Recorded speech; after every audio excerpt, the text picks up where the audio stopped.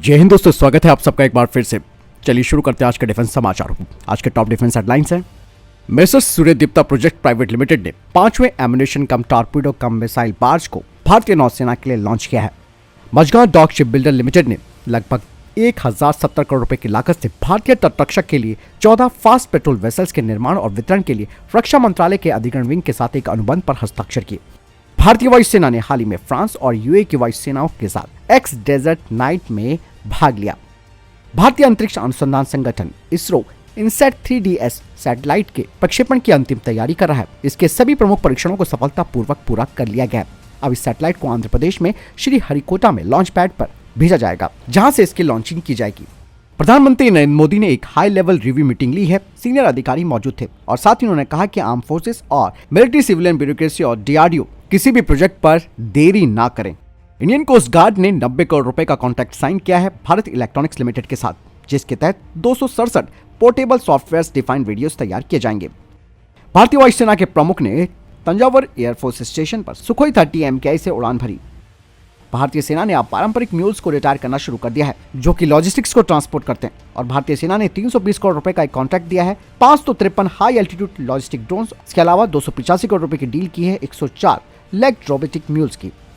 बढ़ते पहले defence update की तरफ। भारतीय वायुसेना अब अपने सुखोई 30 MKI फाइटर जेट्स को अत्याधुनिक स्वदेशी टेक्नोलॉजी के साथ रशिया से आपूर्ति किए जाने वाले SAP-518 पॉड्स पर अब पुराने हार्डवेयर को बदलकर एक महत्वपूर्ण इलेक्ट्रॉनिक वॉरफेयर को बढ़ावा दे रही है। और यह आधुनिक रडार खतरों का मुकाबला करने के लिए भारतीय वायुसेना की क्षमता को बढ़ाएगा। दरअसल भारतीय वायुसेना सेल्फ प्रोटेक्शन के लिए SAP-518 पॉड पर निर्भर रही है, जो कि मुख्य रूप से पुराने रडार को जाम करने के लिए डिजाइन किया गया था। हालांकि उनकी सीमित क्षमताओं और आधुनिक आईएसआर रडार के साथ वो बिल्कुल मैच नहीं खा रहे थे और वो एक तरह से ऑब्सोल्यूट हो चुके थे। भारतीय वायुसेना ने इसे टाइम पर पहचाना और गेम चेंजिंग सॉल्यूशन विकसित करने के लिए DRDO के साथ साझेदारी की है। भारतीय वायुसेना ने अब SAP-518 पॉड्स के लिए पूरी तरह से स्वदेशी रूप से डिजाइन किए गए modular electronic warfare building blocks और उससे संबंधित सॉफ्टवेयर्स का परीक्षण शुरू कर दिया है। और ये उन्नत यानी कि एडवांस ब्लॉक मौजूदा प्रणालियों से कहीं बेहतर हैं, जिनमें कि स्पूफ एंड जैम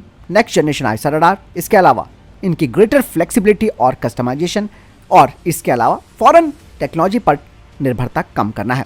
भारतीय वायुसेना वर्तमान में इन एडवांस पॉड्स का कठोर उड़ान परीक्षण और वैलिडेशन कर रही है, जो कि इस बात को सुनिश्चित करता है कि नई टेक्नोलॉजी सुखोई 30 MKI के मौजूदा एवियोनिक्स के साथ प्रभावी ढंग से निर्बाध रूप से इंटीग्रेट हो सके। DRDO ने विशेष रूप से सुखोई 30 MKI और LCA तेजस फाइटर जेट के लिए और भी अधिक उन्नत एडवांस सेल्फ प्रोटेक्शन जैमर यानी कि ASPJ जो पॉड्स हैं उन्हें विकसित किया है। और ये जो पॉड्स हैं वो भारतीय वायुसेना को एडवांस रडार खतरों के खिलाफ भविष्य प्रूफ सॉल्यूशन प्रदान करता है। चलिए बढ़ते नेक्स्ट अपडेट की तरफ। DRDO के centre for artificial intelligence and robotics ने स्मार्ट हेलमेट और आर्टिफिशियल इंटेलिजेंस आधारित ट्रैकिंग सिस्टम तैयार किया है। यानी कि हमारे सैनिक अब ऐसे हेलमेट से लैस होंगे जो न केवल उनकी सिर की सुरक्षा करेगा बल्कि एक डिजिटल माइंड के रूप में भी काम करेगा और ये रियल टाइम की टैक्टिकल जानकारी प्रदान करेगा, साथ ही दुश्मन की गतिविधियों को ट्रैक भी करेगा।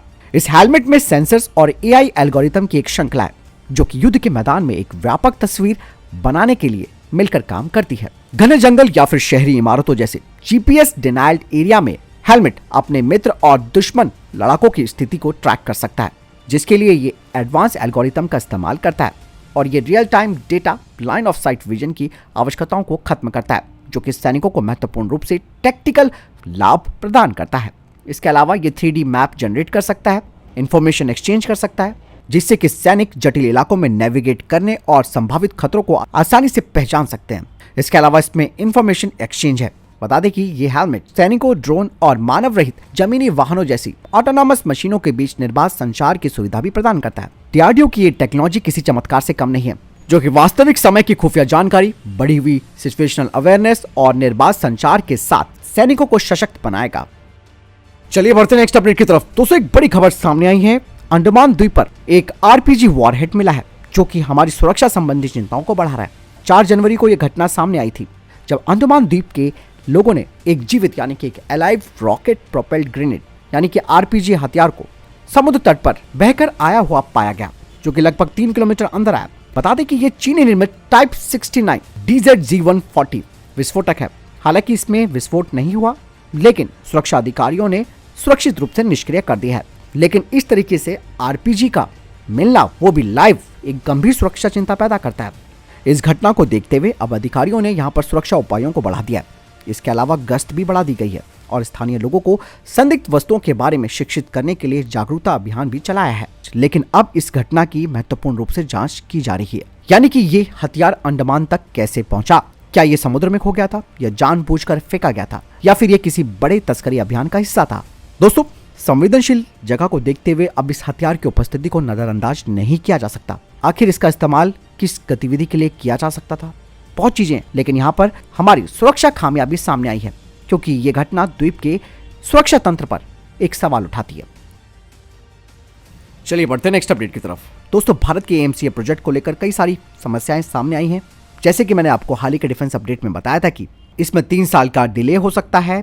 इसके अलावा पब्लिक पार्टनर्स के द्वारा जो स्पेशल पर्पस व्हीकल्स बनाना था, उसे भी तैयार नहीं किया गया। लेकिन अब कुछ खबरें सामने आई है कि भारतीय प्राइवेट एरोस्पेस की जो कंपनियां हैं, उन्होंने ईएमसीए प्रोग्राम में शुरुआती इंटरेस्ट दिखाया है। क्योंकि दोस्तों, अगर स्पेशल पर्पस व्हीकल नहीं बनता ईएमसीए प्रोग्राम के लिए, तो ये कई तरीके की बाधाएं पैदा कर सकता है। हालांकि भारत की जो निजी एरोस्पेस कंपनियां हैं, उन्होंने इसमें इंटरेस्ट दिखाया है, लेकिन वो इसको लीड करने से झिझक रहे हैं। और कई कंपनियों की जो प्राथमिक चिंता है वो ये है कि फाइटर जेट की असेंबली लाइनों के लिए उनके पास अनुभव नहीं है। इसके अलावा अन्य कंपनियां 114 मल्टी रोल फाइटर एयरक्राफ्ट यानी कि एमआरएफए टेंडर में शामिल कंपनियां हैं, जो चाहती हैं कि एएमसीए प्रोग्राम में शामिल होने से पहले वो 4.5 पीढ़ी के फाइटर जेट का इंतजार करेंगी और उनसे अनुभव प्राप्त करेंगी। वहीं दोस्तों, जो स्वीडिश साब, बोइंग और डेसॉल्ट जैसी कंपनियां हैं, उन्होंने भारत के एएमसीए प्रोग्राम में अपनी रुचि व्यक्त की है, लेकिन उनका भाग्य भी एमआरएफए टेंडर में ही निर्भर करता है। एएमसीए प्रोग्राम दोस्तों भारत की वायु शक्ति स्वतंत्रता के लिए महत्वपूर्ण है। इन बाधाओं को दूर करने का रास्ता खोजना और निजी और सार्वजनिक दोनों क्षेत्रों की विशेषज्ञता का लाभ उठाना बेहद जरूरी है, चाहे वो संशोधित स्पेशल पर्पस मॉडल क्यों ना हो। इसके अलावा रणनीतिक अंतर्राष्ट्रीय साझेदारी या फिर दोनों के संयोजन के माध्यम से भारत को अपने 5वीं पीढ़ी के फाइटर जेट के सपने को वास्तविकता बनाने के लिए सभी तरीके के दृष्टिकोणों पर विचार करना होगा। बढ़ते नेक्स्ट अपडेट की तरफ।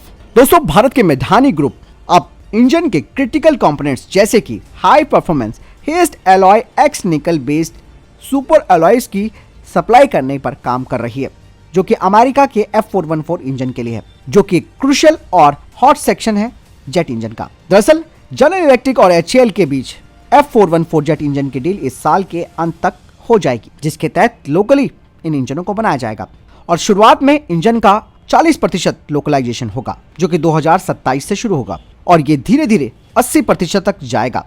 और आप सब जानते हैं कि अमेरिका ने भारत को F414 जेट इंजन की 80% टेक्नोलॉजी ट्रांसफर की घोषणा की है। चलिए बढ़ते हैं नेक्स्ट अपडेट की तरफ। दोस्तों, डिफेंस एक्सपर्ट्स की तरफ से कहा जा रहा है कि भारत जो सुखोई 30 MKI अपग्रेड प्रोग्राम चला रहा है, उसका मोमेंटम काफी स्लो है।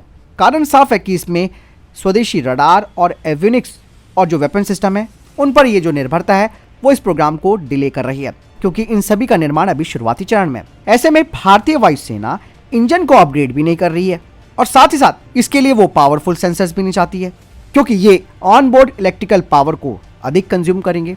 डिफेंस एक्सपर्ट्स का मानना है कि भारत को फिलहाल मौजूदा जो सेंसर्स और वेपन सिस्टम है, उनके साथ ही सुखोई 30 MKI को अपग्रेड करना चाहिए, यानी कि इनका इशारा कहीं ना कहीं रशिया पर है। इसके अलावा जो भारत द्वारा निर्मित सेंसर्स और वेपन सिस्टम्स है, उन पर अगर निर्भरता रही फिलहाल, तो ये प्रोजेक्ट और डिले हो सकता है।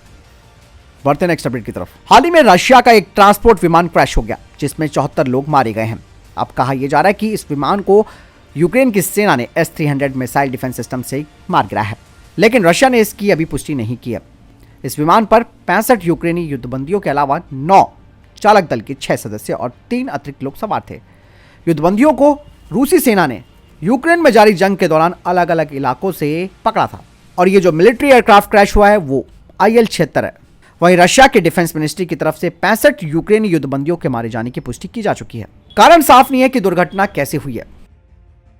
चलिए बढ़ते हैं नेक्स्ट अपडेट की तरफ। भले ही मालदीव की सरकार अब ये बात कह रही है कि वो अपने दोस्ताना देशों को अपने यहाँ डॉक करने की अनुमति देगी, लेकिन साथ ही उन्होंने ये भी कहा कि चाइना का रिसर्च वेसल यहाँ पर कोई सर्वे नहीं करेगा। लेकिन अब इनकी पोल को डिफेंस एक्सपर्ट्स जो ब्रह्मचिलानी है उन्होंने खोला है। उन्होंने कहा कि मौजूदा समय में अगर मालदीव की बात की जाए तो उसके पास ऐसी कोई क्षमता नहीं है कि वो चाइना के जासूसी जहाजों को अपनी जलीय सीमा में आने पर उनके सर्वेक्षण या शोध को रोक सके। इसीलिए मालदीव के दावे पर भरोसा नहीं किया जा सकता है। उन्होंने लिखा है कि चीन भारत के समुद्री क्षेत्र में पनडुब्बी ऑपरेशन को और ज्यादा आसान बनाने के लिए इफेक्टिवली हिंद महासागर के तल का मैप कर रहा है। इसके अलावा वो वहां पर भूकंपीय और पेथोमेट्रिक डेटा को कलेक्ट करने पे लगा हुआ है। इसीलिए भारत को अब सतर्क रहने की यहाँ पर जरूरत है। दोस्तों, यहाँ पर भारत को बोल देना चाहिए कि ठीक है, तुम यहाँ पर चाइना के शिप को डॉक कराओ, लेकिन यहाँ पर हमारे भी वो जहाज तैनात होंगे जो चाइना की इन गतिविधियों को रोकेंगे। तो फिलहाल ये थे अभी तक के टॉप डिफेंस और स्पेस अपडेट्स। फिलहाल ये थे अभी तक के टॉप डिफेंस अपडेट्स। वीडियो के सामने कोई प्रश्न जवाब आपको कोई सवाल है कमेंट सेक्शन में लिखकर जरूर पूछ सकते हैं। मिलता हूं नए वीडियो के साथ। चैनल जरूर सब्सक्राइब कीजिएगा। जय हिंद, वंदे मातरम।